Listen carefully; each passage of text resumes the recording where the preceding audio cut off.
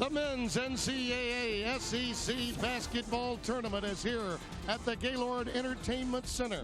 And the Florida Gators, the defending conference tournament champions, against the reigning outright 2006 regular season title holders, the Fighting Tigers of LSU. Here's how they got here. South Carolina, the Cinderella story, could steal a bid with a win tomorrow after beating the Big Blue for the first time in semifinal play. Kentucky goes down in an SEC tournament. And coming up next, LSU and Florida.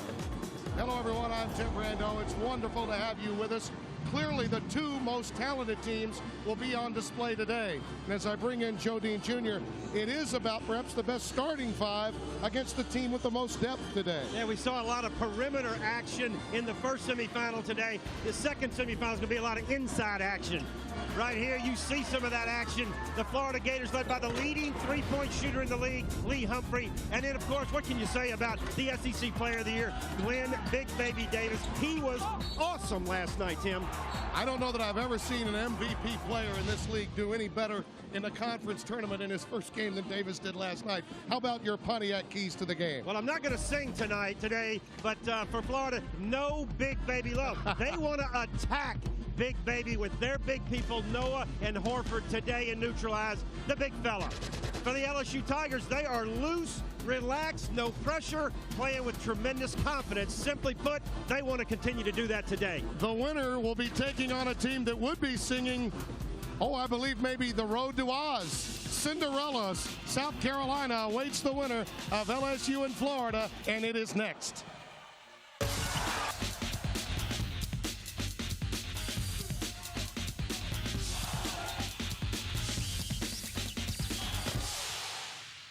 Welcome back to the Gaylord Entertainment Center here in Nashville, Tennessee.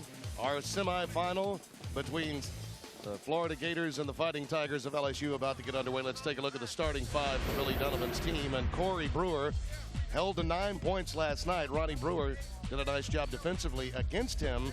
When he gets going, along with those bigs, Horford and Noah, look out. Torian Green and Lee Humphrey, who we talked about, and Humphrey had his best game since that shoulder injury sidelined him for a part of the regular season. Tasman Mitchell, the unsung star, Joe, of this team, 20 points against Vanderbilt. And everyone, when you think about it, Ben Food came off the bench and played well to go along with Davis, Lazard, Temple, and Mitchell. Let's get the buzz from the Gatorade cooler from Dave Baker. Hey, Timmy, we're going to be talking a lot about what happens in the paint today, but backcourt attrition could well be one of the big keys. Daryl Mitchell tweaked that ankle that's bothered him for much of the second half of the season. John Brady said he would go, albeit not at 100%. He's not risking further injury. And Torian Green, the Gators got that late win last night. Green had a short night. He spent most of it with what is called flu-like symptoms. They got some IVs in him this morning, and he's ready to go.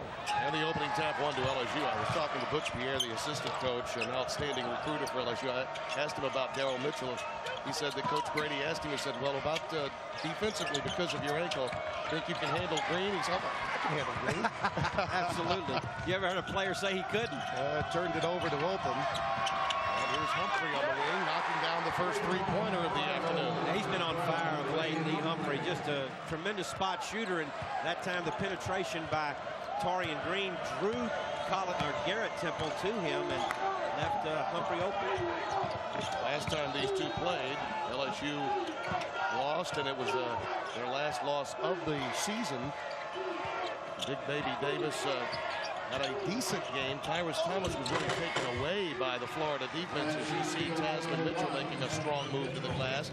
Today, Florida will not have to worry about Tyrus Thomas as he sits out with that high ankle sprain of his. Hoping to get him to practice on Tuesday of this coming week and have him ready for the big dance either Thursday or Friday. Billy Donovan, the dean of coaches in the Southeastern Conference, with a Final Four and championship game appearance in his hip pocket. 11-8 his career record in the Southeastern Conference tournament, and champion of this event a year ago. Davis, not this time.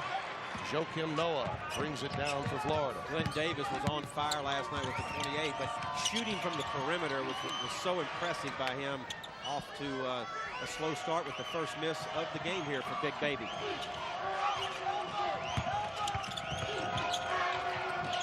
On the switch, Brewer being checked by Mitchell. Horford sees the double team and drops it off to Joakim Noah. LSU went to double team inside, but nobody rotated down to the baseline, and Florida made that look easy. That's just an LSU defensive breakdown there by the weak side help. Mitchell, nice scoop to the hoop by Daryl Mitchell. Yeah, he's a three-point shooter, but what goes underrated a little bit by Daryl Mitchell is his ability to explode off the dribble like we saw right there. Ankle looked fine there, Tim. I think because he had his first ankle injury, and it actually happened in the Vanderbilt game in the regular season in mid-February as Brewer hits. He was more scared than anything else last night when he aggravated it. And you could see the attention that he was getting on the sidelines, but he came back and played quality minutes in the second half. Meanwhile, Florida has not missed from the floor. They're a perfect 3 for 3 and lead it 8-4. And Corey Brewer is a streaky three-point shooter. If he shoots well in a game with the inside strength, look out. Mitchell feeding Lazar, and there's a foul to go against Joakim Noah. Well, we've talked about the play in the paint, that this would be a factor, and off the dribble, explode right by the Florida defense, Daryl Mitchell. And then inside, here comes the double team. There's no rotation behind. That's too easy. Great pass right there by Horford to Joakim Noah. You think about it, not only are these the most talented teams, Joe, but they're also playing the best at the end of the season that this conference really has to offer. Absolutely. You look at John Brady right there, the Coach of the Year this season. He's won 3 Western Division championships since he's been in Baton Rouge and 2 SEC titles. And let's just say that's one of the great upsets in Coach of the Year voting history. Everyone thought Bruce Pearl had that baby wrapped up. Well, Tennessee lost 3 of their last 5 games, and I think that's what really pushed the nod over to John Brady. And again, remember, the coaches voted that's right for John Brady on in that award. I told John he's eminently more likable, obviously. You could tell he's in a good humor. I think he's picked up, Joe, on the looseness of his team. I think so, too. Yeah, they just looked so relaxed last night. It was amazing. Humphrey, rebound taken down by Tasman Mitchell. Playing with a lot of confidence is LSU. There's no pressure on them in this tournament.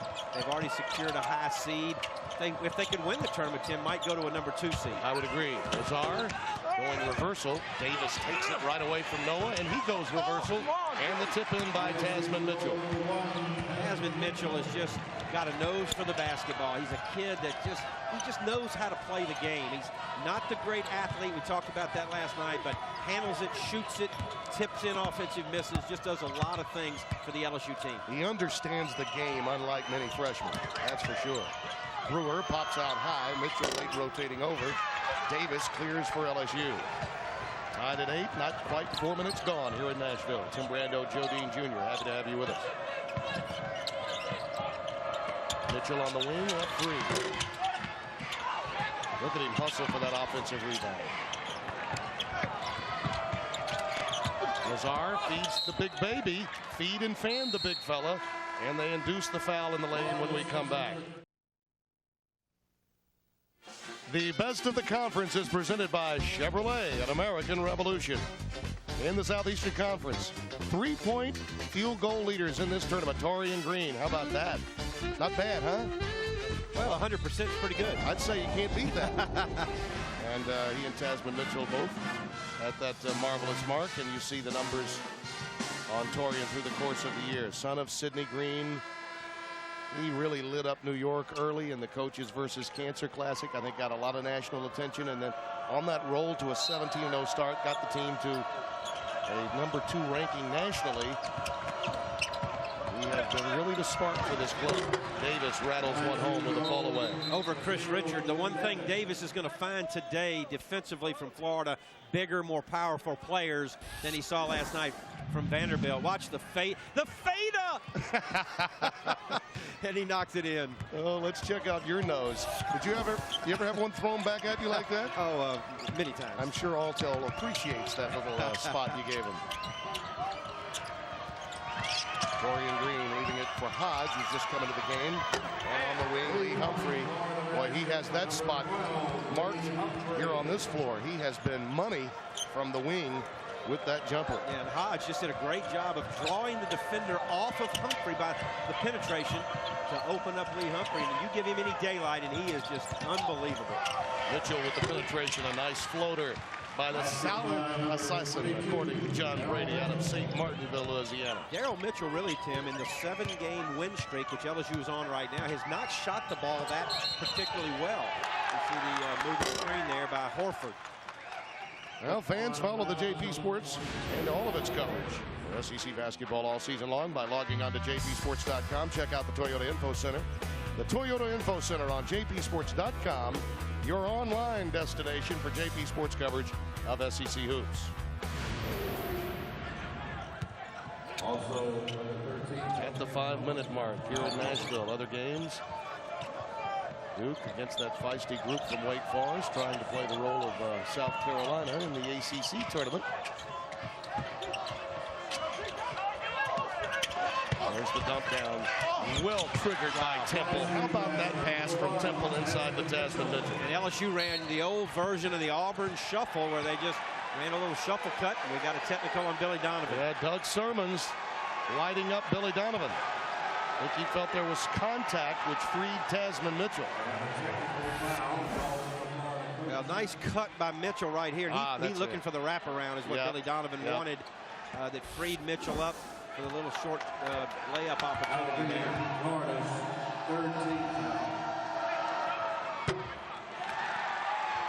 Uncharacteristically, Mitchell throws up a brick at the free throw line, but I agree with Coach Donovan. I mean, when you see that, that's almost one of those automatic fouls.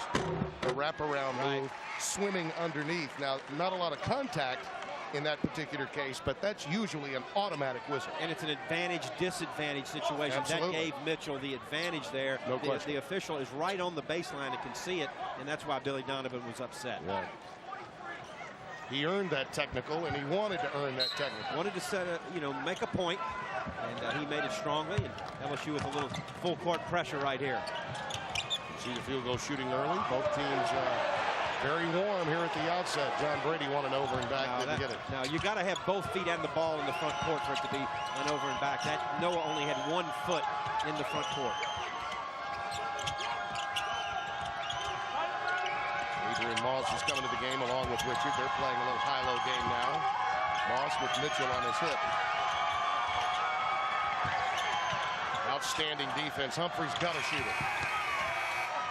Length of the floor to Garrett Temple. How about the Peyton Manning style home run pass there by Tasman Mitchell? We talked a lot about him. Just another example of the little things that Tasman Mitchell does to help the LSU team.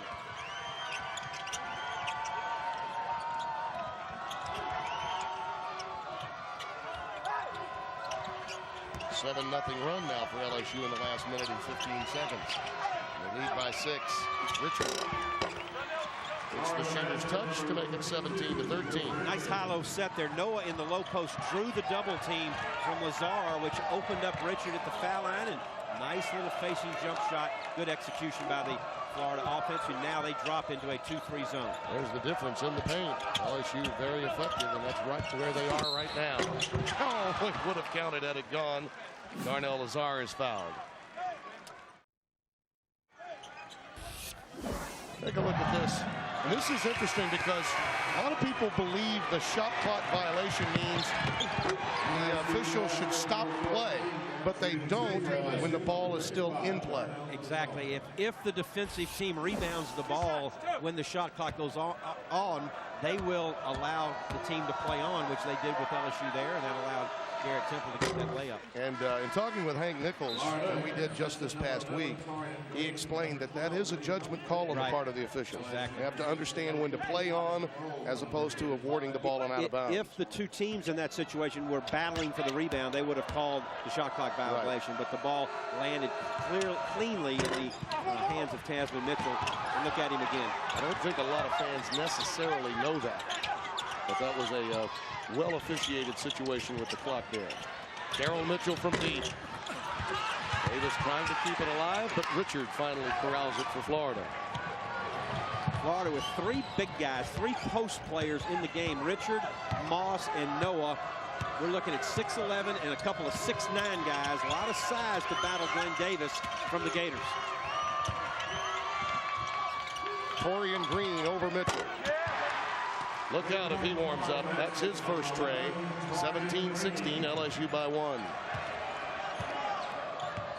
We'll watch the effectiveness of the Florida zone and how LSU attacks it. They're going to run Mitchell down on the baseline to try to open up some looks for him. Temple on the wing. He hit a pair of threes last night. Those shots are generally going to be allowed to him. He's known more as a defensive specialist than anything else for John Brady's team. Well, you see the three-point shooting of the 6 field goals made by Florida. 4 of them are from downtown. And the good news, if you're an LSU fan, you've given up 4 threes, but you still lead. There's the double. Mitchell. Great job by Tasman Mitchell. Creates the steal. Now numbers. Oh, Lazar lost his dribble. That was a 3 on no one, and LSU failed to convert.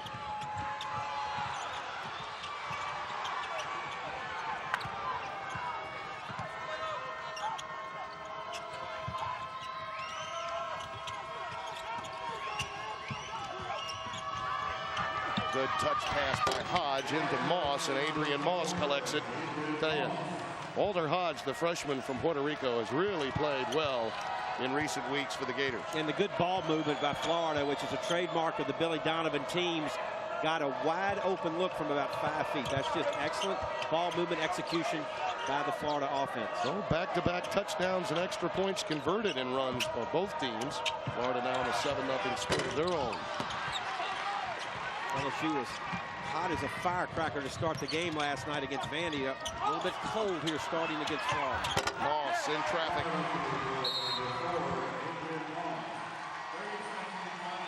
Timeout. Florida leads it by 3 with 10:43 remaining. John Brady wants to talk about it. Well, South Carolina did something today, Joe Dean Jr., that has not been done in this tournament's history, and that is beat Kentucky on semifinal Saturday. How about that? Well, it was a great performance by Dave Odom's team. Unbelievable shooting performance late in the game by Torrance Kinsey and Bryce Sheldon. And when Kentucky did what they did to Balkman, he still managed to make hustle plays. Exactly. And, made all the plays down the stretch.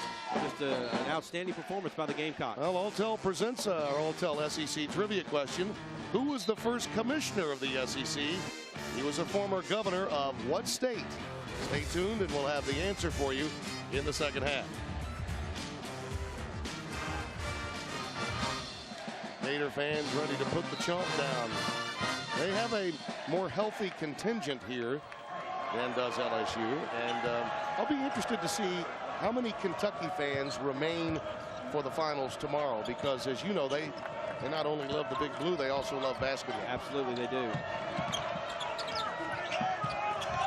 Ben Vood turns it over just into the game. Torian Green over Mitchell, counted in a foul. Well, Ben Voog last night came off the bench against Vanderbilt, and his first play he turned it over, and he did the same thing here this afternoon. Television timeout with 10:25 remaining. Gators trying to dig in.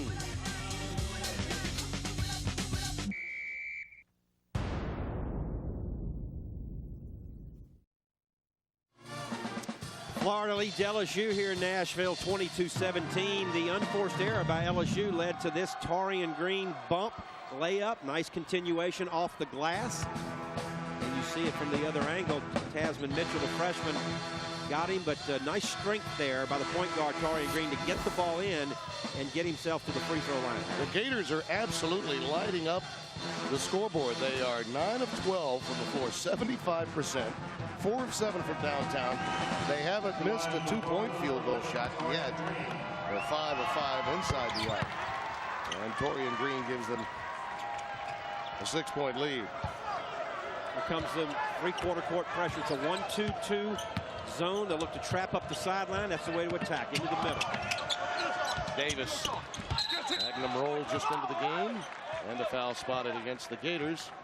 Davis was taking it inside. Well done by LSU. You attack a zone press in the middle of the floor. They threw it to Tasman Mitchell. He turned and drove it and found Davis underneath for the layup, who Of course, missed, and Roll was there to put the follow in and draw the foul. In talking with the Florida coaches before today's game, they commented that this young man right here, Magnum Roll, has impressed them to go along with the rest of that front line. And understandably, they feel that way because he actually began to emerge as a complimentary player on the front line for John Brady in LSU's loss at Florida when Thomas was in foul trouble. He came in, and LSU actually got an 8-point lead in the second half with him on the floor. Yeah, I happened to be there that day, Tim. He came in and gave LSU some great minutes off the bench. Still a work in progress. He needs strength, but is playing with more confidence now. Only a 56% free throw shooter, as evidenced. Oh, a nice pass by Mitchell to Tasman Mitchell. And a good catch, too. Yeah. Mitchell had to reach down low to catch that ball and then get it up into the basket very quickly. Just continue to be amazed with all the little things on the floor that Tasman Mitchell does. Nice pass. Magnum Roll in there to bother Richard. That's a tie ball with the arrow to Florida. You know, the thing you notice most about LSU, their ability to push. Here's Daryl Mitchell. That ankle looks really good. It does. And watch the catch here. Well, you couldn't quite see it, but it was a low bounce pass that Mitchell caught down low and brought it up and got it in the basket quickly. One of the things about Florida, Tim, John Brady will tell you, they're go inside. Look at that. That reminds one of Tyrus Thomas, Yes, doesn't it? It sure does. But Florida has big people inside who can score and make things happen in the lane. You have a tendency to think they're a three-point shooting team, which they are, but they do like to go inside a lot. Daryl Mitchell off the feed from Ben Vood, and last night, Vood played more minutes than he had played since very early in the season. And he told me, because we talked, he said, I really felt comfortable. I got more confident as the game went on. I think he knows today he's going to get even more minutes. And that's what's happened with not only him, Magnum Roll the same way. The more minutes they get to play, the more comfortable they become, and their confidence grows. And if they produce, which they have, it gives their head coach, John Brady, confidence in them. Vood left free, leaves it for the trailer Davis. Mitchell again on the wing. Leaves that one short. Vood tries to tap it out of bounds to Florida with 8:45 remaining. How about Magnum Roll, huh? Well, again, he's so long, 6'11". Now, why? This is against a great player, Noah, and you just see the length of Roll to get up from the help side position and knock it off the glass and into the LSU arms where they can run down and play some offense. Just beautiful play there by the freshman. Look how productive the Gators have been. 9 field goals, 7 dishes. And yet they're only up 1 point to show you how good LSU is. Well, both teams are efficient. And the other thing you notice, Joe, is the chemistry that both teams have on the floor. Yeah. These players like one another. Absolutely. Nice work by Corey Brewer running the curl. 25-22. Yeah, you either have to switch that or have somebody help over from the other side, but Florida executing their offense right now with precision.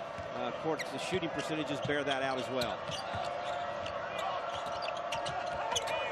Darnell Lazar was down low, looking for that high-low pass from Roll. Davis getting a little time on the pine. Daryl Mitchell trying to keep it alive. Pulled away by Joakim Noah. Davis and Tasman Mitchell on the bench with Magnum Roll and Ben Vood joining up with Lazar, Temple, and Daryl Mitchell. Nice rebound by Richard, but he threw it right into the hands of Garrett Temple.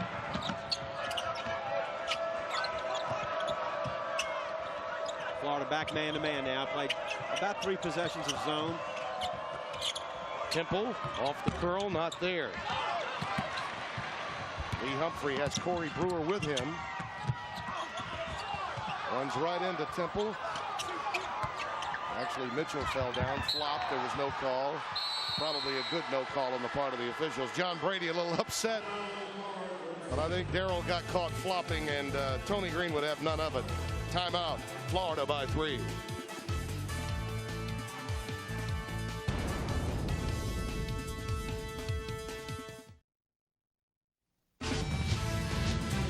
It is the 20th anniversary of Jefferson Pilot Sports coverage of the SEC basketball tournament. It has been another classic here in Nashville, Tennessee. Florida leading LSU 25-22. And you see Billy the Dean, once known as Billy the Kid, and talk about his family often. There's his father, William, known him since Billy was playing in Providence. And he's one of those guys, every time you see him at the O-Dome, at the O'Connor, hey, kid, how you doing? Great to see you. Can't imagine being anywhere else. What a wonderful, wonderful man and basketball family they have. And don't you know, he's just having a ball following his son's team around and watching them play. Good stuff. Big Baby still out of the game. Only 2 points and 2 rebounds for him. Hasn't been much of a factor. Humphrey. Temple got him from the backside on the top of the head. Florida much more active offensively here this afternoon than LSU. LSU a little bit casual in their defense, not rotating well and shutting down drives to the basket. John Brady didn't like the call right there by Doug Service. But let's give credit to the Florida Gators. They are efficient, sharp, running their stuff well, and getting good shots. Bell South Fast Access DSL is the official provider of internet services for JP Sports during SEC Tournament Week. Ben Vood checks out. Tasman Mitchell back on the floor now with Temple, Daryl Mitchell, Magnum Roll, and Darnell Lazar. The Gators have Adrian Moss, Joakim Noah, Humphrey, to go along with Torian Green, and Huertas is coming to the game for the first time. David Huertas, the youngster out of Puerto Rico. Explain to me how the leading three-point shooter in the league misses 2 foul shots. He needs to go to the Dixie basketball camp to work on that knee bend at the free throw line. We can do it, Timmy, at Dixie basketball camp. I knew you could. Absolutely. And that would be somewhere in Mississippi, would it not? It is in Summit, Mississippi. Summit, Mississippi. And by the way, Garrett Temple's a product of the Dixie basketball camp. When you say somewhere in Mississippi, you really mean Summit, Mississippi. Summit, exactly. Tied at 25 with 6.5 and counting. Torian Green. Off the front rim, Garrett Temple runs it down. Green takes it right away. Up and over roll. Good defensive work by Magnum Roll. Temple, length of the floor to Daryl Mitchell. And he goes down. And when he does, there's a great deal of concern. Tim, I'm going to tell you something. Daryl Mitchell right there knew that he had no chance to make that basket, but he also knew that Moss had no chance. I believe it was Moss had no chance to get to him to take that charge. So it had to be a foul at the very least. And that's just simply taking it in to get to the foul line. That's all that is right there. And what courage by a young man who's injured, who's got a bad ankle, to take it in like that. You know, the competitive juices flow in March. John Brady told Dave Baker going into halftime, just after the Mitchell injury last night, he won't play. He was done. He's done. I believe the senior Daryl Mitchell had other ideas. Yeah, he's like, hey, and I talked to Butch Pierre, the able assistant to John Brady, about it. I said, you know, because you played in this league. He said, yeah, he did. He played the senior card. Exactly. Butch told me that you see there, Butch, right behind Coach Brady. He said, look, he said, this young man knows it's his last rodeo. Right. He wants to play in the SEC tournament. But I think at times, particularly in the second half, once Florida keeps bringing fresh bodies off the bench, Coach Brady will have to be somewhat judicious with his playing time in the second half. Oh, absolutely. He's got to be very careful. He's going to take Mitchell out right here, and there's a freshman mistake by Magnum Roll, who stepped into the lane before Mitchell took the free throw. Number 22, Daryl Mitchell. So a lane violation on the part of Roll. Tigers are struggling at the free throw line early in this game. They're now 4 for 9 at the strike. Full court pressure here by LSU. It's a trapping situation, and they get the steal. Lazar. Tell you what, Tim, since Thomas has been hurt, Lazar has gotten better and better and built his confidence for this LSU team. 4 in the game for Lazar. Hodge takes it inside to really no man's land. And another pilfer for LSU. LSU's defense has picked up. Ever since I made the comment, they were a little casual. And I know, Coach Brady, he doesn't have any ear sets over there, but they have picked up their defense. I'm sure he said something to them during the dead ball. That's a ball that's deflected. Nice work defensively by Florida. Turned over by Garrett Temple. That's the 6th committed by the Bayou Bengals. And Glenn Davis, who only has 2 points, will come back into the game. Timeout Gators with 5:29 remaining. You know what really impressed me about Davis's 28 last night, which was a career-high tying 28 points. His last bucket came with 7 minutes and 42 seconds left. Joe, a lot of guys, particularly young players, would have said, wait, I could get 40. Right, exactly. And he could have against Vanderbilt. He didn't look at the basket the rest of the way. He just continued to play his game and let the game come to him or not come to him. You know, he's an amazing personality, a kid with a lot of spirit and enthusiasm and obviously great talent. That shot of he and Bert Smith. Yeah, that was classic. The official, when he bowled over him, was seen around the world last night. And when he got up and hugged him, that was exactly what Glenn Davis is all about. Absolutely, I would agree. And, you know, we've talked so much about the LSU team, the fact that all the kids on the team are from the Baton Rouge area. And I really think that's part of what you're saying. He didn't really care about scoring 30 or 35 points. You know, his teammates were getting it done around him in a support role, and he was happy about that. Joakim Noah with the dump down. Richard goes low, and he comes into a face-up situation with these fouls. When Florida beat LSU in Gainesville earlier this year, they dominated LSU in the paint area, getting the ball inside to Richard, Noah, and Horford. But so far today, LSU's done a decent job. Brewer got away from Tasman Mitchell and then could not convert. 5 on 4 here. Food feeds Tasman, and he can with a jam. 30-25. LSU by 5, and Tasman Mitchell has 10. Very smart play by Ben Voog. He recognized the 5 on 4 with Brewer coming late and found Mitchell open. There's a bump by Lazar prior to the shot by Joakim Noah. Yeah, give credit to Ben Voog for the recognition of the numbers they had going down the floor, and Mitchell, 6'7", plays a little stufferino, Timmy. Corey Brewer will trigger it in. Brewer was on the deck after missing a chippy after running a beautiful curl. He had gotten away from Tasman Mitchell. And you're right, Ben Vood read that he had 5 on 4 and took advantage. There's Humphrey off the feet from Brewer. Richard on the offensive boards. Gators will run waves of big people at you. I think he is a very undervalued talent. I agree 100%. That time, he did a nice job staying home because his man left to run out and contest the Humphrey 3, and that allowed Richard to get that offensive rebound and lay it back in. Offensive foul goes against Ben Vood. Moving screen on the baseline. And don't forget the Dr. Pepper shot for $1 million.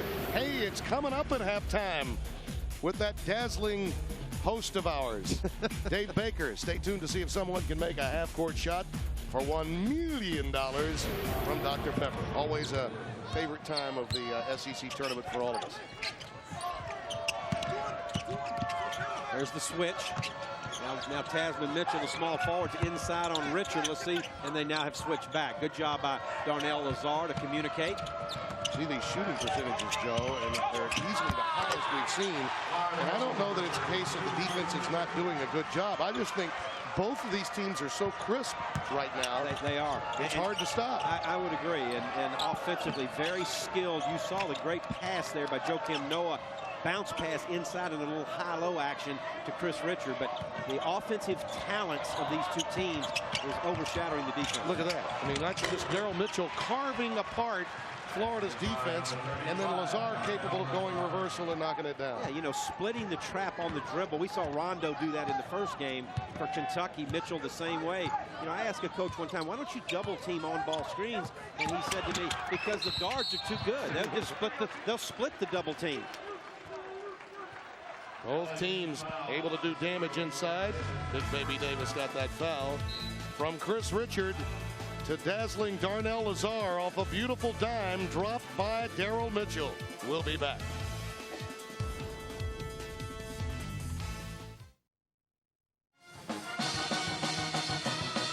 (32-29). LSU leads it by 3 here at the Gaylord Entertainment Center. Coming up at halftime, analysis, highlights, stats, and more.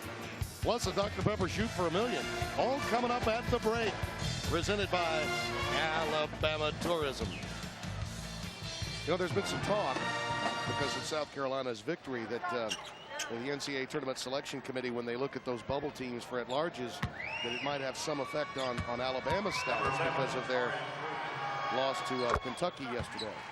Well, you know, I think I would worry if I was Alabama, but I think you made a good point off air that you talked to Craig Littlepage, the selection committee chair, and he said you have to take it on a case-by-case basis. There's a tendency on the part of the fans, and largely maybe it's a mistake made by the media, that teams that cost at-large bubble teams that are taken away because of those automatic bids, usually the conference in question is who pays first. Tasman Mitchell knocks down. But that's not true. It's not true. No, yeah, you have to look at each. For instance, if you were to do that, that would be like saying Syracuse, by winning 3 games in the Big East tournament, cost Cincinnati a spot.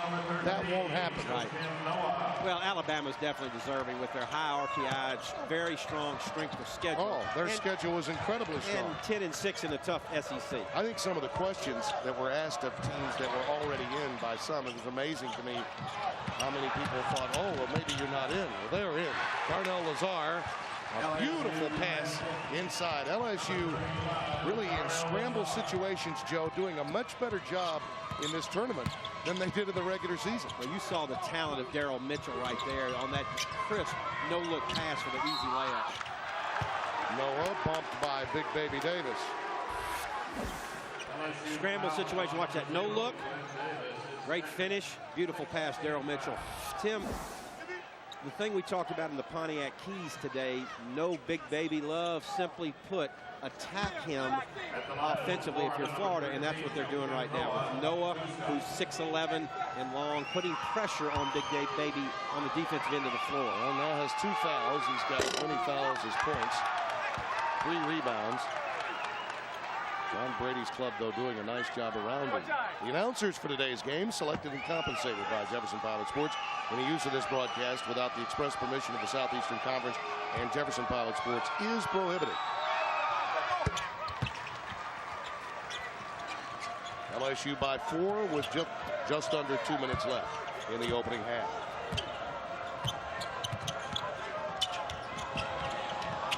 Chris Richard went for the steal, didn't get it.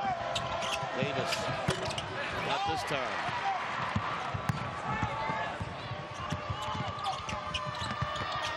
Brewer in traffic, lost it on the way up. He wins the scrum and finds Torian Green. He missed just about everything there. Noah, Davis with the outlet to Daryl Mitchell, and there's a quick bump from Hodge. Probably a good foul because LSU had a 3-on-2.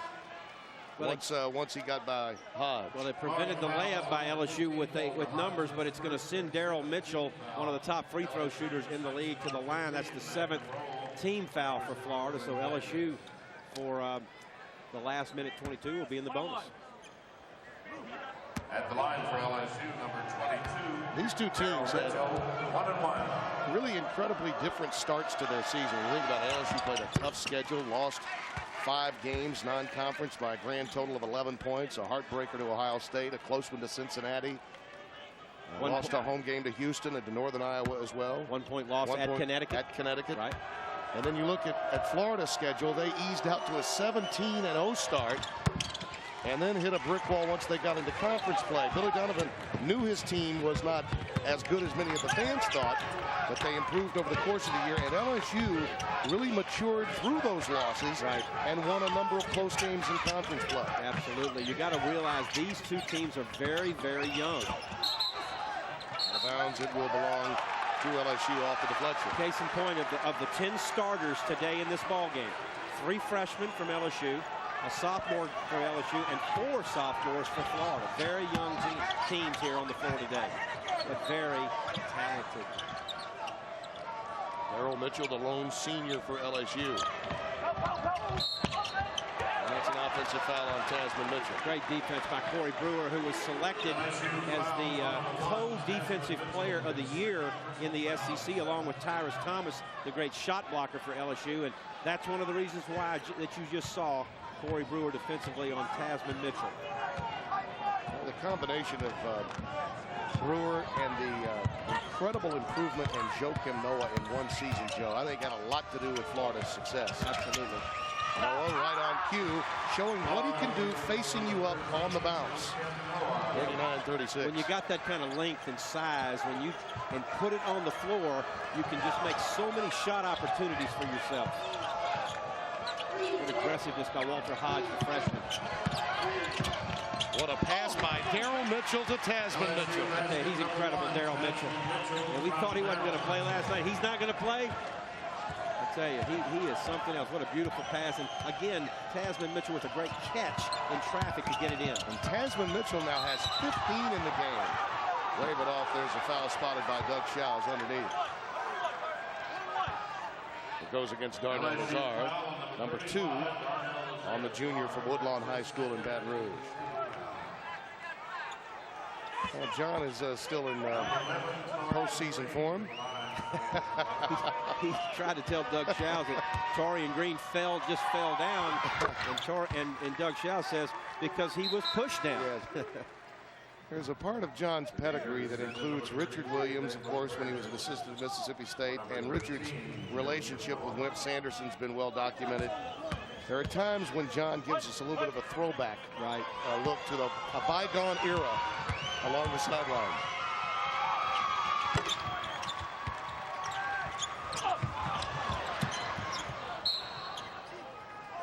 Tell you what, that was dangerous right there. Florida almost stole that ball right in front of their basket with 2 seconds to go in the half. This has got to be a catch and shoot real quick. 0.6 of a second left. And Daryl Mitchell thinks better of it. And at halftime, LSU leads by 3, 41-38. Dave Baker has Coach Brady. John, your thoughts on the first half? Well, I thought it was a pretty good first half for us. I thought we gave them some easy baskets, particularly early. I don't think we got back defensively a couple times. They made some threes early, but I think defensively we settled down a little bit the second half, played a little bit better. You know, Florida's awful good, and they got a lot of weapons, so I think it's going to be a great another 20 minutes. All right, thanks, John. Appreciate it. John Brady and his LSU Tigers go to the locker room with a 41-38 halftime lead. SEC basketball is being brought to you by Geico,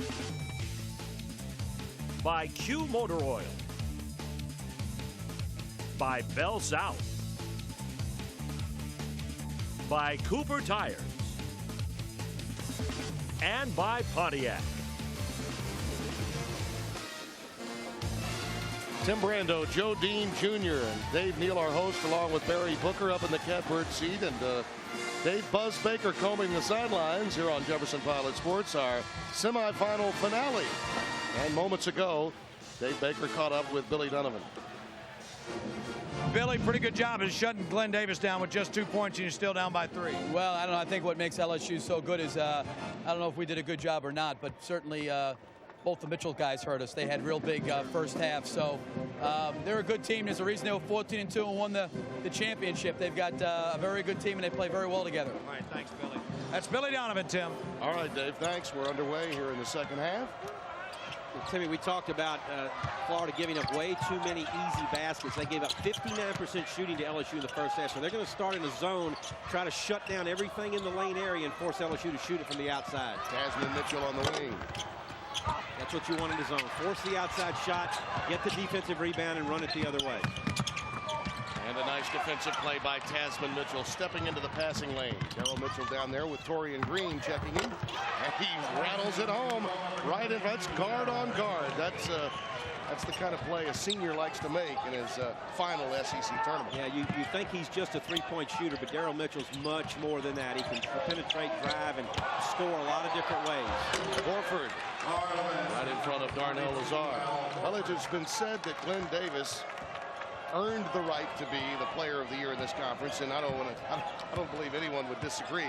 But if you ask anybody close to the LSU basketball team who the most valuable player on their club would be, it would be the guy with the ball right now, Daryl Mitchell.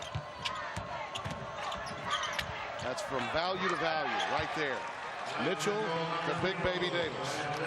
Florida goes back man-to-man, and right away LSU, right off the bat, goes inside, and Glenn Davis can put it on the floor, just like Joakim Noah.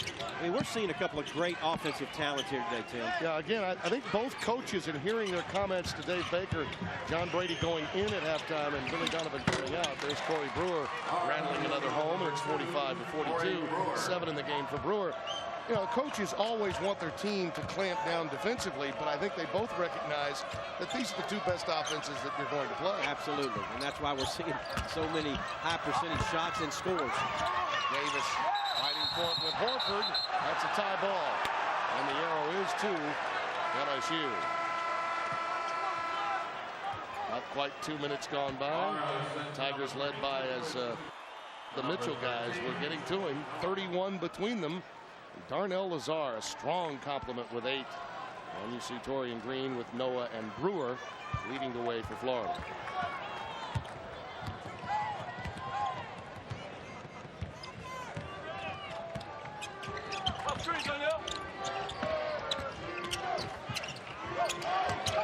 Horford working it on Lazar. No help. And he takes advantage. That's his first basket of the game, Horford. And you can see what Billy Donovan said at halftime. We're going to take it inside against LSU. That's how they beat LSU earlier in the year in games. You know, they attacked the box area, went to Horford, Chris Richard, Joakim Noah, and put a lot of pressure on Davis and Lazar. A couple at the line. That's his first field goal. He has 4 for the afternoon. Skips past to Daryl Mitchell. And he gives it up to Garrett Temple. Torian Green has numbers. Horford's the trailer. He's got it. Missed the dunk. And Garrett Temple is fouled. That's a block against Brewer.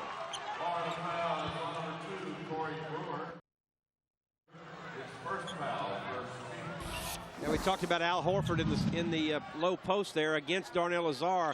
Watch him kind of back him in, turn, face, and shoot the ball right in the basket. Great job by 42 there, Al Horford.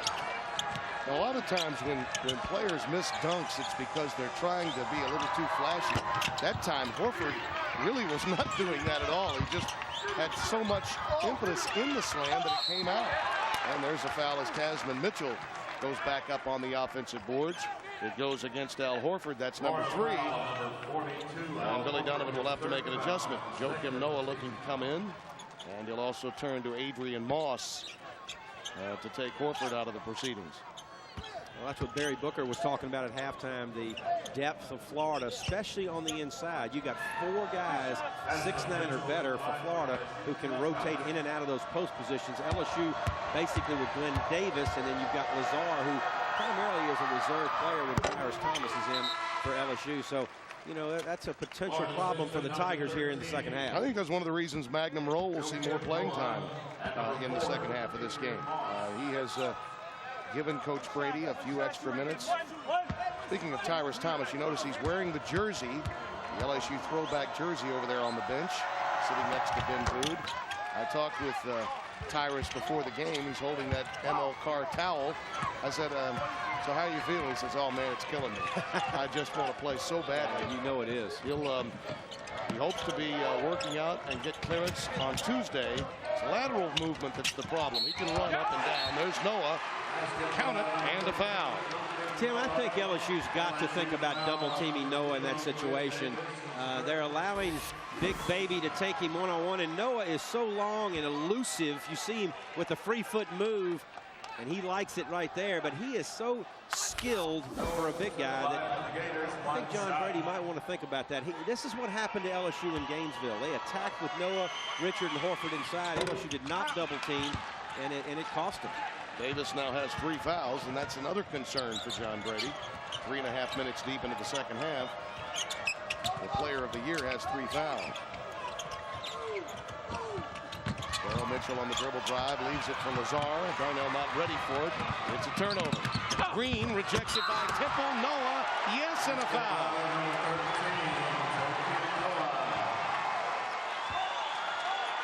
A significant run from the Gators and their fans, and they are in Well, turnovers lead to this right here. On the glass, the big fella running the floor. Oh. That's good stuff right there. What a player this young man is. Well, Lazar has 3 fouls to go along with Davis. Florida's zone has been effective here. Again, trying to clamp down around Davis in the lane. Hope LSU does not shoot a good percentage from the outside. Willie Donovan has made his adjustment at halftime. Daryl Mitchell from the wing. Daryl Mitchell stays with it, and an inside foul will go against Joakim Noah. Daryl Mitchell, the last 7 games I mentioned, has not shot the ball particularly well from 3, and I think the bad ankle is part of the reason for that. Timeout. Gators have claimed a 1-point lead.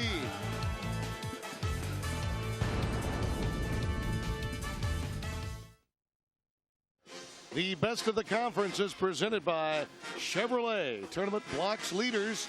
Brandon Wallace had a major role in today's South Carolina win, as did Ronaldo Bachman as they beat Kentucky to advance into the finals tomorrow. Stephen Hill of Arkansas. 48-47 our score here in the second semifinal of the day. Tim Brando, Joe Dean Jr. How does South Carolina match up against either of these teams? They beat Florida twice this year. Well, I think obviously Florida would love another shot at South Carolina. LSU won in Columbia right toward the end of the season by 3 points. Secured the SEC outright title there. I mean, I think South Carolina certainly thinks they can play with either one of these teams. And they will have obviously more at stake tomorrow than either one of these teams.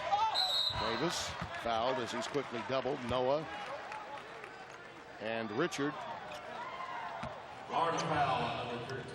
Defensively, you have just got to discipline yourself not to reach in for the basketball. If you're in a zone and the ball goes into a great talent like Glenn Davis, you got a double team without reaching in. You don't want to put this guy on the foul line.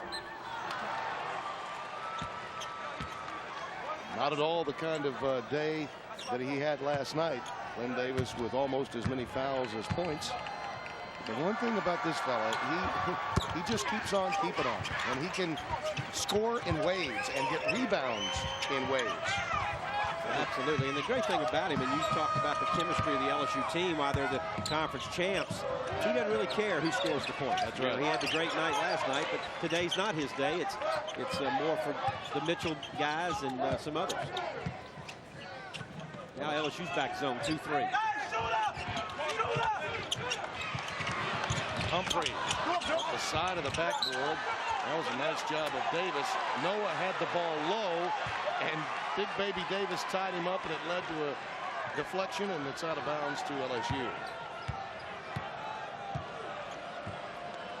Maybe the thing about the LSU bigs that you notice more than most are the quality of hands that they have, both in catching passes down low and in getting tie ball situations, loose ball circumstances. Tough pass there by Davis. And as Torian Green comes away with the ball, he's fouled by Garrett Temple. Well, Glenn Davis has as good a hand as I think I've ever seen for a big guy, Tim. When the ball's anywhere around him, it's like a vice on that thing. I mean, he just grabs it, and you're not going to get it away from him. Well, think about how many passes we saw Daryl Mitchell throw to Tasman Mitchell in traffic, and Tasman made the catch. Exactly. He's another one of those guys, the small forward for LSU that has outstanding hands. Torian Green off the front iron. Tasman Mitchell collects the rebound. LSU's gone zone the last 2 trips. Florida overloads that side of the floor for Green and Humphrey, and they've missed 2 threes there. Magnum roll will come in on the next dead ball. There's Davis in traffic, unable to get that one to fall. Green leaves it for Humphrey. 6 minutes gone here in the second half of our final semifinal matchup of the day. Noah feeds Mitchell. Oh, Tasman Mitchell got in his way, and hustle play by the Gators. Wonderfully done as Moss goes into Mark Womack, the SEC Associate Commissioner, to save that one with a deflection. Jefferson Pilot Sports and Aaron's are teaming up for our biggest giveaway ever in the Boatload of Prizes contest. Log on to jbsports.com, register to win a brand new boat filled with prizes, including a big screen home entertainment system from Aaron's. Visit jbsports.com for official rules and regulations. Noah with the flush. If you want to know why you don't play zone defense, that's the reason, because anytime a shot goes up, there's not a block out responsibility. You have to block an area, and Noah went into the crease of the middle of the zone and got the putback. Mitchell feeds Magnum roll, deflected by Moss. Adrian Moss comes in and just brings that kind of energy to the low block that Billy Donovan wants. Yeah, watch this right here, Timmy. You see where Noah is. He's going to come right down the lane on the miss. Nobody blocks him out in the middle of the zone for the putback. LSU turns it over, and the Gators get it back. They've committed 9 today, and Florida leads it by 2.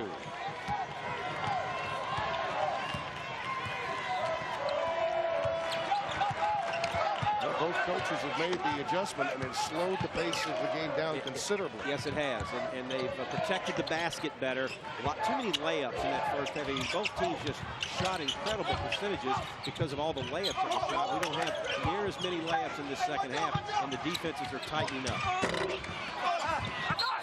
Out of bounds, last touch by LSU. Florida will have it underneath their own basket. Not a lot of energy in the building either, Tim. You know, the first game, obviously, with all the Kentucky fans, we had a lot of energy. South Carolina played great.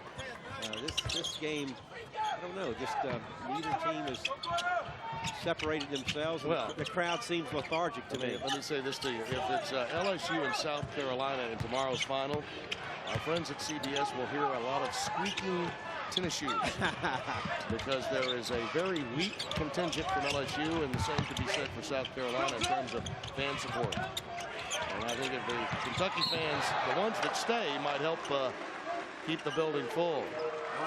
Foul committed by Daryl Mitchell, his first. We've talked a lot about Joakim Noah today, the 6'11 sophomore. He got a nice pass from Horford to start the game, and you see him put the ball on the floor. Nice spin move, the free foot over Davis in the foul. And then coming down the lane, the flush off the missed three-point shot by Humphrey, and Joakim Noah showing a lot of variety in his offensive game. LSU back man-to-man now. Good. This is a good change. There's the double. Richard counted and a foul. Got to get there quicker. Great job by Richard to catch the ball and turn to the middle before Magnum Roll could get there for the double team. Nice offensive move right there by the big fella, Chris Richard. Basket by number 32, Chris Richard.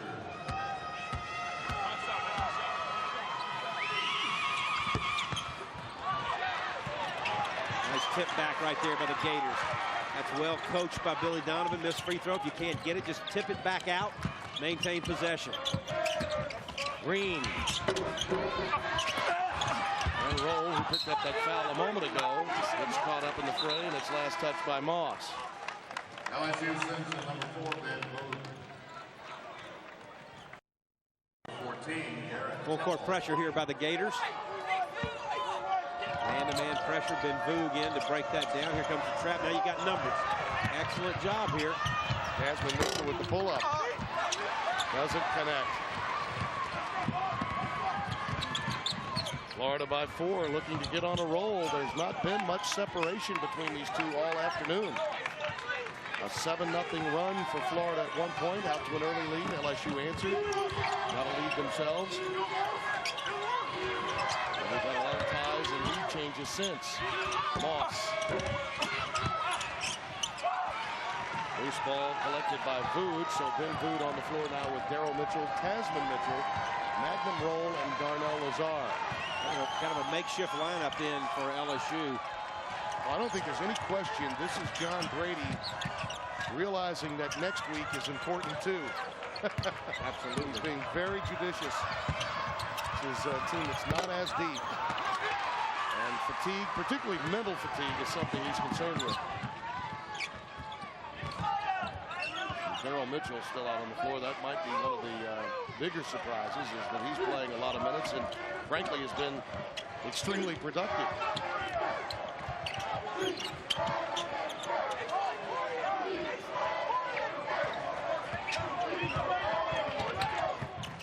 Torian Green on the pop out, blows right by and then leaves it for Adrian Moss on the wing.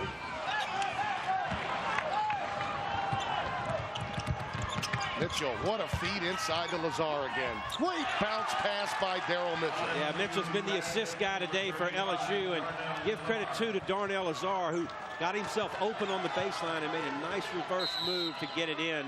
As Billy Donovan wants to talk about that again, they just don't want to give up those layups, and that's what LSU's been able to get. 10-13 remaining. Florida leads it by a deuce, 52-50. Oh, the St. Martinville Savvy inside for the deuce.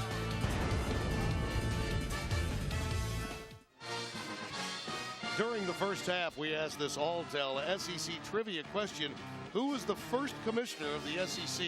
He was a former governor of what state? All right, Joe. I'm going to take a shot and say Tonto Coleman, and the state was Mississippi. Yeah, no, I'm wrong. Well, you got the state correct. Who's Martin Connor? Is that Bull Connor? You know, there was a Bull Connor from Mississippi that was a heck of a football coach. Fans of John Stennis. That's not him. Fans of John Stennis will not be happy with you. And you went to school there, for crying out loud. I know it. Don't tell anybody. 52-50, the Gators with a 2-point lead, and it's amazing the numbers in this game. Yeah, Tim. Scott McKinney gave us a great stat at the break. Points in the paint for both teams, 30-30. How about that? Horford foul. Inside will go against Magnum Roll. LSU foul on number 15. Timeout with 9:58 remaining. Who plays South Carolina? The Cinderella story tomorrow.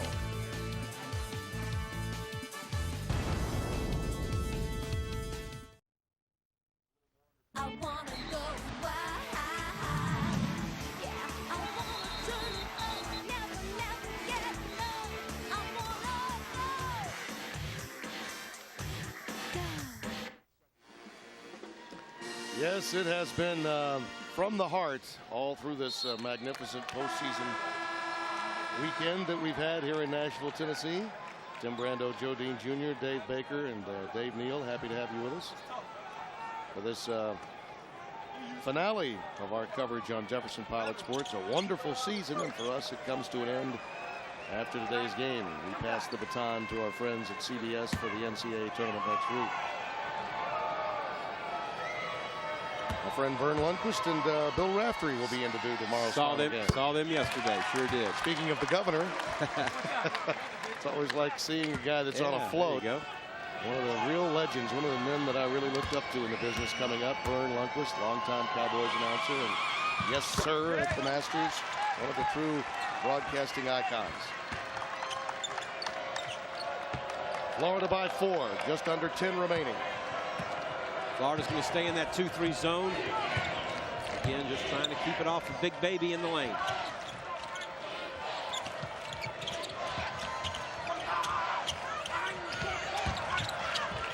Wood operating at the point. Davis with roll, and Big Baby takes it in. Yes, and a foul. Only a matter of time, right, before he gets it done. I mean, it's like a Mack truck going through that lane when he caught it at the top of the key. I don't know how you stop this. I mean, watch the strength. I mean, this is against, look at all the orange shirts around him. And he just muscles it through there, gets it off the glass. The double whammy there is that it's the 4th foul on Al Horford. And in Al Horford, I mean, you're talking about, in my opinion, one of the strongest players in the league. Absolutely. I mean, 6'8", 240, physical, well built. And Glenn Davis just went through him with ease. As tough as it's been on Big Baby, he's a bucket and 3 rebounds away from a double-double. That's amazing. So it just, at some point, it comes around for him. Some other scores on this conference tournament weekend. Well, wouldn't you love to see Indiana make the Big Ten final? Mike Davis has been undefeated since he announced his resignation. A lot of people thinking that Mike Davis will be coaching in this part of the country next year. He's giving himself quite an on-air audition. He sure is. In the Big Ten tournament. Foul goes against Garrett Temple. That's number 3 on Garrett. It's team foul 7 on LSU, so Gators in the bonus from here on out. Only 3 team fouls committed by Florida. In contrast. And that'll get Corey Brewer, sophomore from Portland, Tennessee. Portland, Tennessee, about 30 miles north of here. He was recruited by Vanderbilt, decided to go to Florida. Well, Bell South Fast Access DSL is the official provider of internet services for JP Sports during SEC Tournament Week. Once intersectional play begins, and that's when the NCAA tournament opening round starts, I think Brewer is one of those matchup nightmares for teams. He's one of those guys that his floor game and who he guards from time to time can be a real issue. Definitely defensively, he's a guy that can really shut down a perimeter score regardless of how big the guy is. Look at the orange shirts. Yep, great job defensively by Florida. Davis gets called for the travel. Let's take a look at our top 25 teams in the nation presented by Q Motor Oil. And we mentioned this yesterday. None of these teams at the very top, and that's what I think is going to make next week so much fun. As good as they are, none of them are dominant. Absolutely. Yeah, I think, Tim, you've got 10, 12, maybe 15 teams on that list right there that could win the whole thing. Exactly. And I think probably of the 25 teams we listed, you could probably add another 10 of those teams that have the ability to go to the Final Four. I would agree with that, too. Noah, Mississippi. Including these 2 teams we're watching right now. Both these teams, LSU probably is going to be a 3 seed. If they were to win this tournament, maybe a 2. Florida, I would say a 3 or a 4. Yep. Daryl Mitchell for 3. Played 11 minutes during the second half before either team could hit a 3. That's amazing considering what we saw in the first half. Yeah, and both coaches do a great job, obviously, with adjustments at halftime. There's no way they were going to allow the kind of shooting percentages that we saw in the first half. Noah, nice play by Joakim Noah. 58-56. Joakim with 15.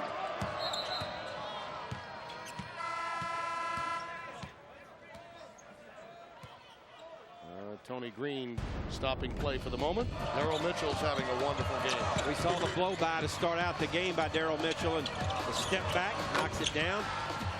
Senior out of St. Martinsville, Louisiana, all SEC first team.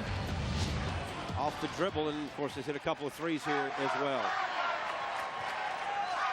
And to double check the score, we're told, the scoreboard clock. And now they're going over to take a look at the replay. Apparently, we want to make sure when the clock started, the clock did not start, and so Tony Green wants to take a look and see how much official time should be remaining on the clock. Gives us an opportunity, Joe, to discuss a little bit the circumstances surrounding seeding in this year's NCAA tournament.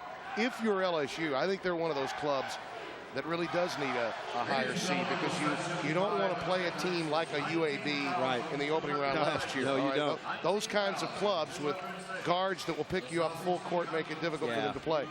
In the case of, say, Florida, seeding matters if you're going to match up against a team that will slow you down, right? Because they're more comfortable in transition.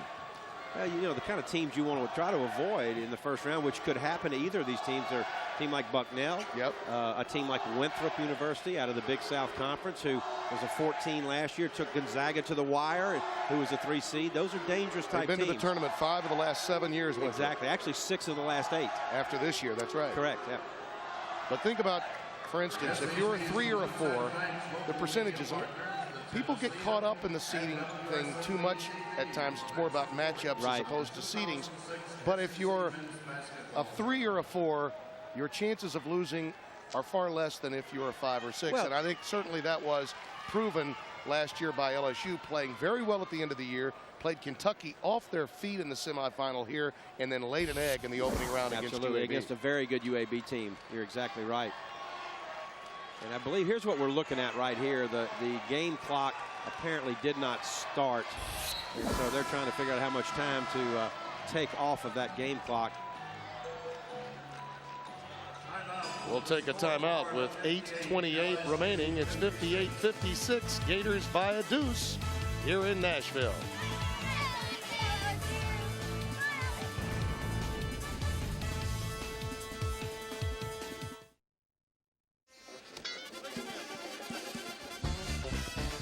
The best of the conference is presented by Chevrolet. And the leader in the Pilfer category, Ronnie Brewer, 4.5 a game. Arkansas destined to get there. Daryl Mitchell in that group, along with Darnell Lazar. Well, the Cardinals are locked in conclave across the way. The smoke hasn't come out. Yeah, and here we go. Finally, I believe order will be restored. Had a few issues this week with regard to timings and the clock. Tasman Mitchell, another one of those Mitchell guys, as Billy Donovan said, giving Florida trouble. Yeah, that was the very first basket of the game for LSU right there, and the great assist by Darrell to Tasman, knocks down the three. At 15 points in the first half, and a little up and under, got away with a wraparound there. Billy Donovan got a technical on that one, and then great feed by Ben Voog. And LSU had numbers, and Tasman Mitchell finishes with the flush. Talented freshman.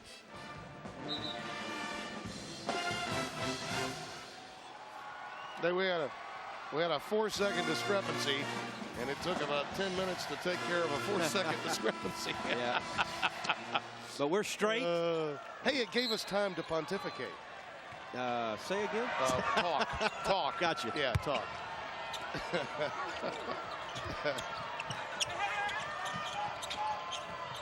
She's trying to run a set there for Daryl Mitchell. That's offense. Great job by Corey Brewer. And we talked about him, Tim, the defensive player of the year in the league, along with Tyrus Thomas. And that's just a tremendous play. I mean, he's you're going to take a charge from Glenn Davis, you deserve a Purple Heart. I believe you saw John Treloar with 4 fingers up to Glenn. You've got 4. So play carefully the rest of the way. John Brady just mouthed he was wide open. Corey Brewer got those quick feet in position to take that charge. LSU out of the zone. They're back man-to-man. This is their best defense. Florida has done a good job going to the offensive board here in the second half. LSU got to check out better if they want to have a chance here.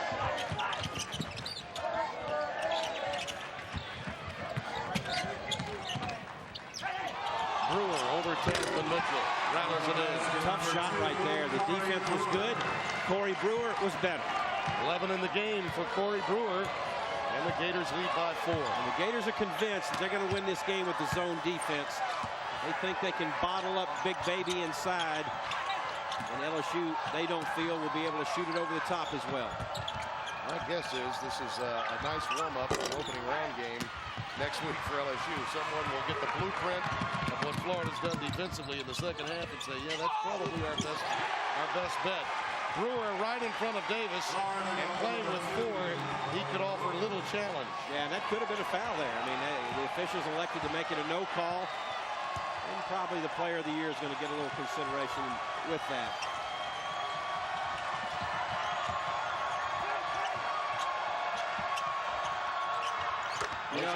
Darnell Lazar and Tasman Mitchell with the answer. Tim, all season long, when LSU really needed a big basket, that young man has done it for them. Big 3 right there to get them back in this game down 3. Lazar set a wonderful pick, and Mitchell took advantage. Isolation. Richard. Again, no double show. Offensive rebound, Davis, and Big Baby is down. Glenn Davis is on the deck.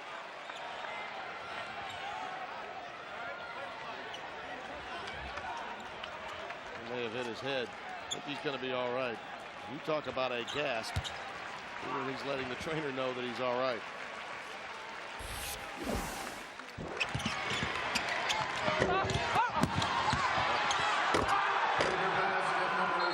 He slipped and went right on the back of his noggin.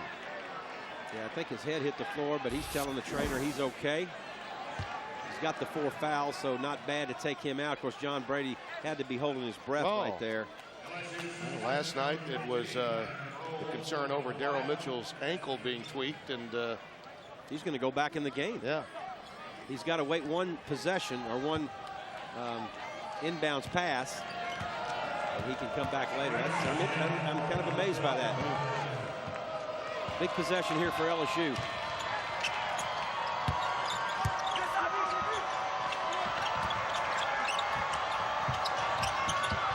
LSU likes to throw that skip pass against the zone with the back screen.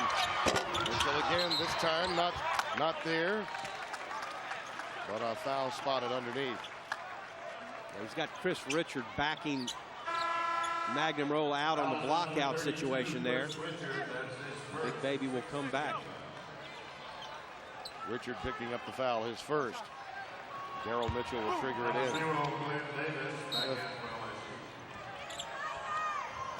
Davis staying in the game and playing with 4 fouls. It somewhat indicates to me, Joe, that Davis and Daryl Mitchell and some of the other Tigers here have sort of taken some ownership here, saying, you know what, we want this thing. Absolutely. We really want to win, regardless of how unimportant it may be in the grand landscape of the tournament postseason that begins next week. There's still a championship on the line here. Yep. Green. That's a three-pointer for Torian Green. He has 13, and it's the largest lead of the day for Florida. Timeout, LSU.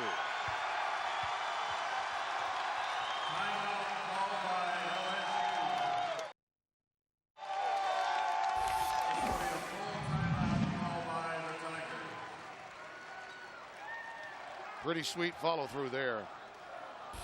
Yeah, Torian Green, we've talked about him all year, Tim. What a tremendous lead guard he has been. You saw that 3 there. And he comes from, of course, a great family, as you mentioned, Sidney Green, who played in the NBA.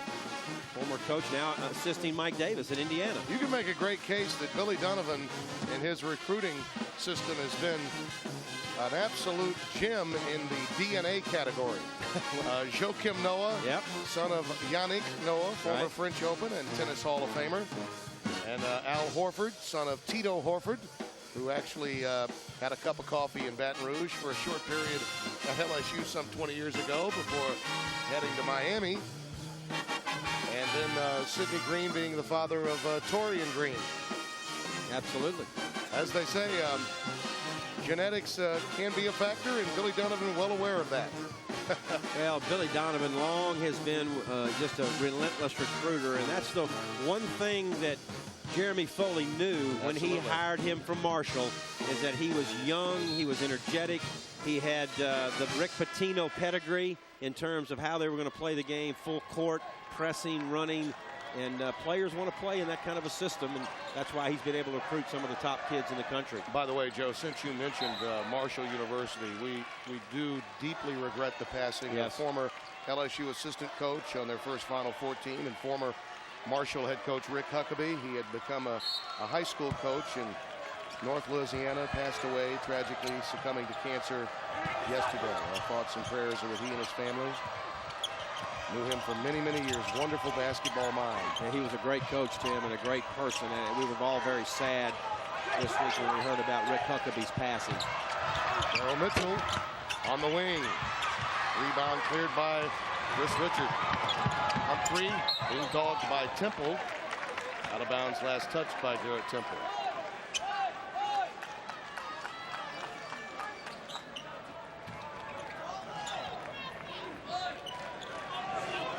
Indiana with a 1-point lead at halftime against Ohio State.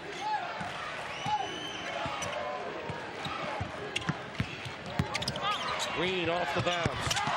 That's a dagger right there, Timmy. That's a dagger. I mean, that's just a great player making a great play. To give some separation to the Gators here with under 5 to go. Is there a run in LSU? We'll see. Davis. Not there. Daryl Mitchell trying to run it down. Out of bounds to Florida. This is off the screen. Big Baby doesn't step out to help. And Torian Green knocks it in.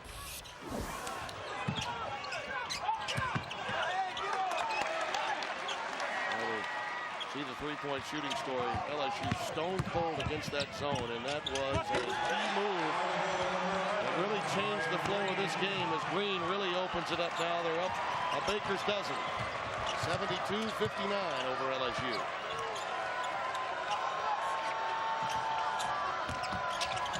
Davis in traffic. Good feed by Tasman Mitchell in there as they're still going inside against the zone, which is what you want to try to do. Attack it right in the heart. A 10-2 run in the last 3 minutes. Better help that time by Big Baby on the ball screen. Mitchell on the run out. Noah back there, and he had something to do with that defensive play, but he does collect the foul. And that's number 4 on Joakim Noah. Shots coming for Daryl Mitchell when we come back. We'll return after these messages from your local SEC stations.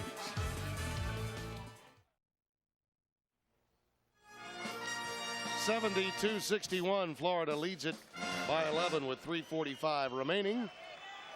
Taking advantage of really a balanced scoring attack. Torian Green igniting his team of late. He has 18 points, 4 in double figures. Mitchell and Mitchell with 39 between them. Big Baby Davis does have 10, but without the help of Tyrus Thomas, it's not been as much fun. You could say they've scorched the nets as it comes undone. There you go. Torian Green's hit too many of those from downtown, evidently.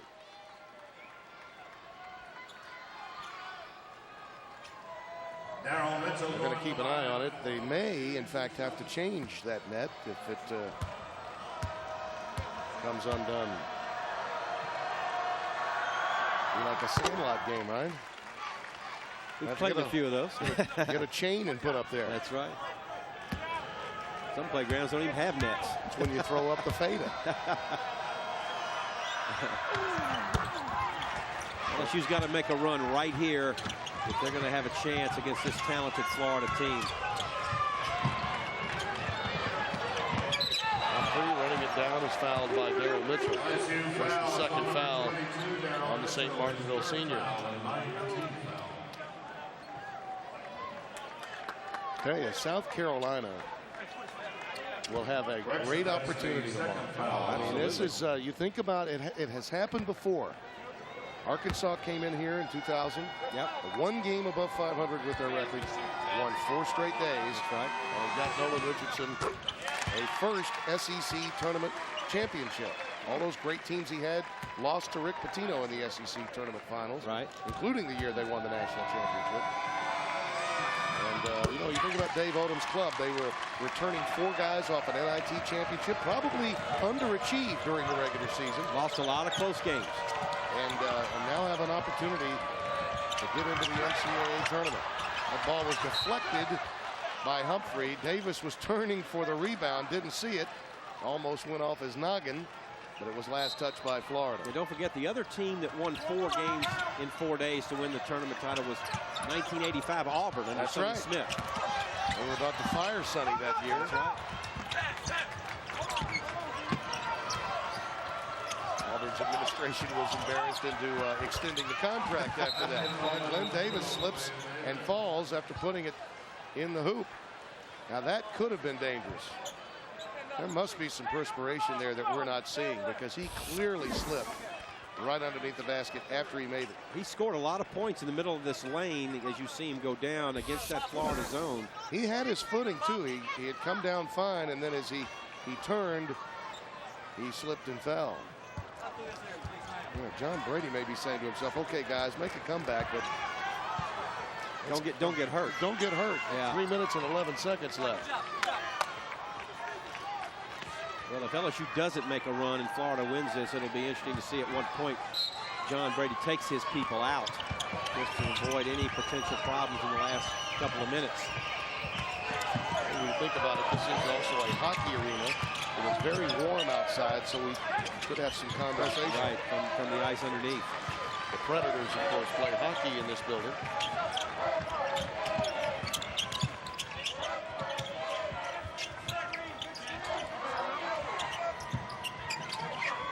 Humphrey gets it into Horford.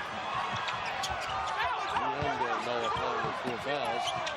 Horford gets the kind of roll right over Darnell Lazar. A tell you, the reason you have to like Florida and their chances in the tournament, if they could get to the Sweet 16, they got the big guys to play with anybody.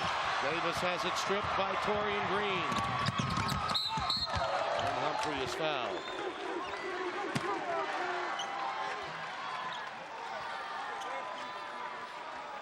Great job defensively by the Gators, getting the steal.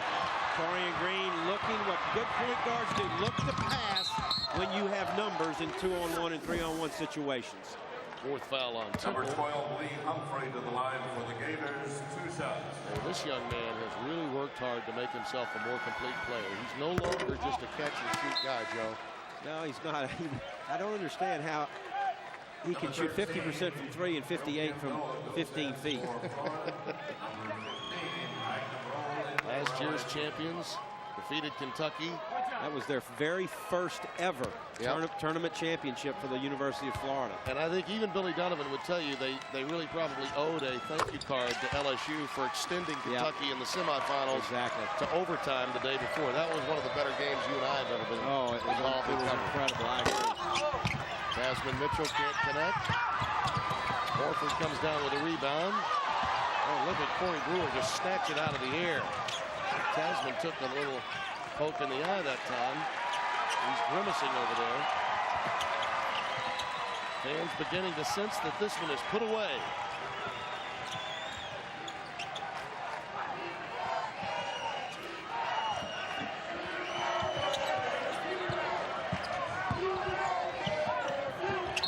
Horford walked.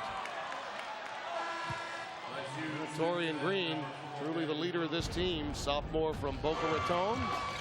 Well, he's just shot the ball extremely well today.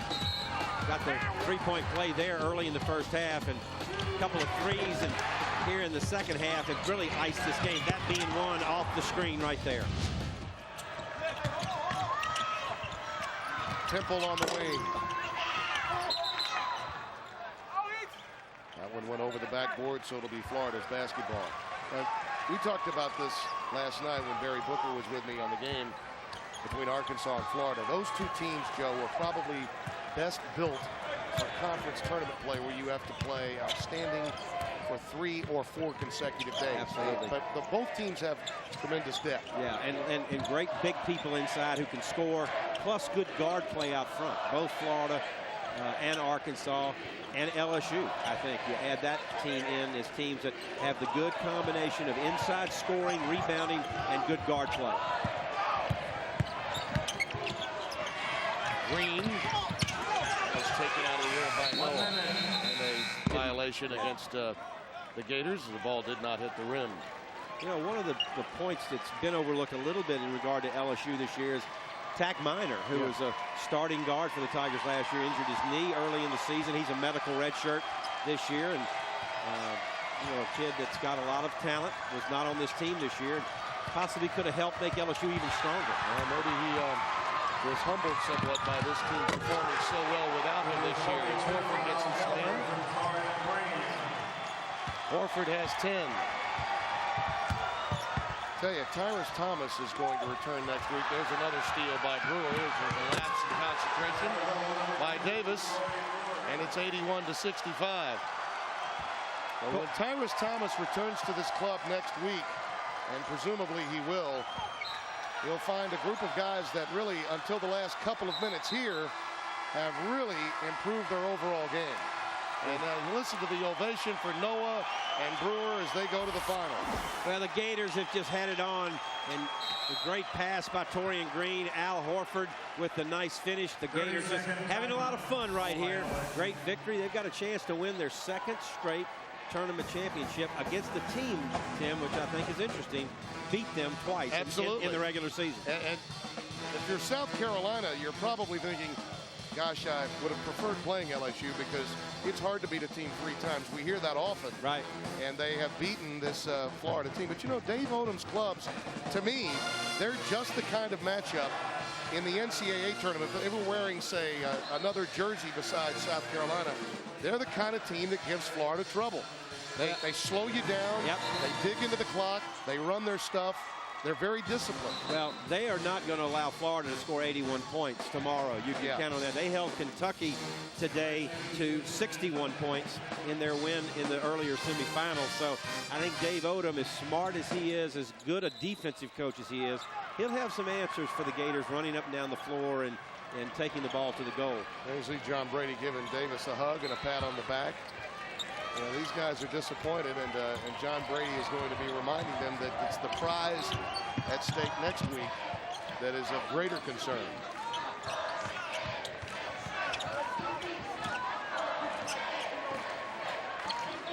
Great job today by Florida. Well done by Billy Donovan. The game plan was excellent, taking the ball inside, as we talked about in the open. And the halftime adjustment, Joe. Yep, that's exactly. The zone defense was very effective. And LSU will need to work on attacking those zones this coming week, one presumes.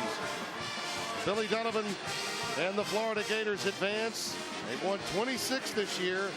John Brady's club moves to 23-8. Their 7-game win streak comes to an end, but they're destined to be, at worst, a 3 seed in the NCAA. I think that's exactly where they'll be, Tim. They'll be a 3 seed as the SEC champ, probably in a region close to Baton Rouge. Yeah. Dallas would be an area where a lot of people would assume they could play first-round games. And that's something the Tournament Selection Committee tries to do. Keep those higher seeds within driving distance for their fans, if they can, for their fans. Exactly. We'll be back with a wonderful wrap-up to the week that was in Music City, USA, here on Jefferson Pilot Sports. Stay right where you are. But he's a real good guy. He's a good friend of mine, and I mean, he's not the player of the year for no reason. Sure. And I mean, we're just trying to contain him the best we can. But I mean, he got a whole front court in foul trouble, and I mean, he's tough. He's been such a strength for them for such a long time now, especially every single time we play him. So it's just a great feeling to come out with a W right now. You have to be so active out there, and you are that way by nature, whether it's going after a follow or making something happen off the bounce. And that helps you against a guy like that, because then he's got to guard you. Well, whatever it takes to get the win, that's what we have. That's our mentality this year. I don't think we have the same offensive power than we had last year. Sure. So, I mean, we have to do it in different ways, and our hustle are the reasons why we're going to do well this year, and we just got to keep playing with that passion and that hunger, and we'll be fine. You guys are always motivated by payback. They got you twice this year. Talk about the matchup with South Carolina. Oh, man, this is exactly what we needed. This is exactly what we needed, and in the championship game, it couldn't be better. And last game in the SEC for us, SEC tournament, championship. I mean, we're defending champs. I mean, this is great. I can't even explain it. All right, Joe, congratulations. Go get some rest. Torian Green as well. Joakim Noah and Torian Green, they're headed on to the championship game against South Carolina.